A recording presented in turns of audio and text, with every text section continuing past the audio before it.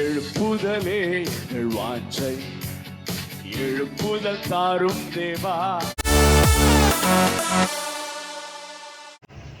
ஆண்டவரும் இரட்சகரும் ஆகிய இயேசு கிறிஸ்துவின் நாமத்தில் அன்பின் வாழ்த்துக்கள்.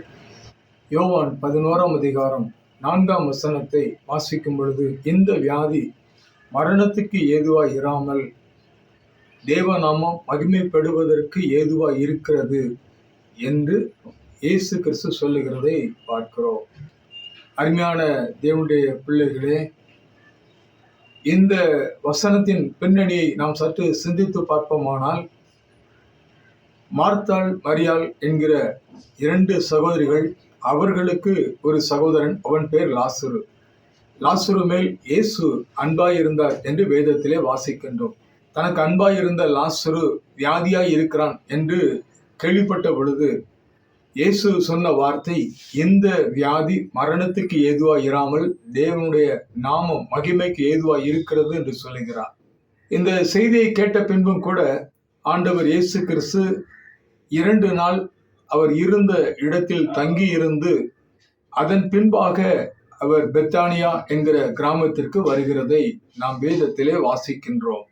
அருமையான தேவனுடைய பிள்ளைகளே, நம்முடைய வாழ்க்கையிலே அநேக நேரங்களிலே தேவன் வைத்திருக்கிற நன்மைகளை பெற்றுக்கொள்வதற்கு சில காலங்கள் தாமதிக்கிறதை நாம் பார்க்கும் பொழுது மனம் துவண்டு போகிறோம், மனம் கலங்கி போகிறோம். எப்படி முடியும் என்று கலங்குகிறோம். ஒருவேளை லாசருடைய வாழ்க்கையில வியாதியோடு இருந்த லாசரு மரித்து போகிறார். நம்முடைய வாழ்க்கையிலும் கூட நான் ஜெபம் செய்து என்னுடைய வாழ்க்கையில நன்மை வரவில்லை, இது மரித்து போன ஒரு அனுபவத்தை போல் மாறிவிட்டது என்கிற அனுபவத்தோடு இருக்கின்றீர்களா?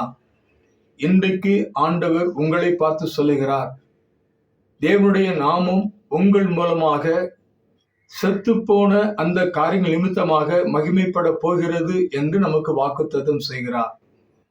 இந்த நாளிலே செத்துப்போன காரியங்களை குறித்து கவலை கொண்டிருக்காமல், ஆண்டவரே, இந்த காரியம் மரித்த நிலையில் சென்று விட்டது, ஆனாலும் இந்த மரித்த நிலையில் இருக்கிற இந்த காரியத்தை உயிர்ப்பித்து என்னுடைய வாழ்க்கையில ஜெயத்தை தர, என்னை சமாதானத்தோடு சந்தோஷத்தோடு மகிழ்ச்சியோடு இருக்க பண்ண உங்களால் முடியும் என்கிற விசுவாசத்தோடு விசுவாச அறிக்கை செய்து தேவ சமூகத்திலே தொடர்ந்து காத்திருப்போம். கர்த்தர் மகிமையான காரியங்களை காண பண்ணுவார். அந்த லாசரு மரித்து போன பின்பு அங்கு பெத்தானியா செல்கிறார்.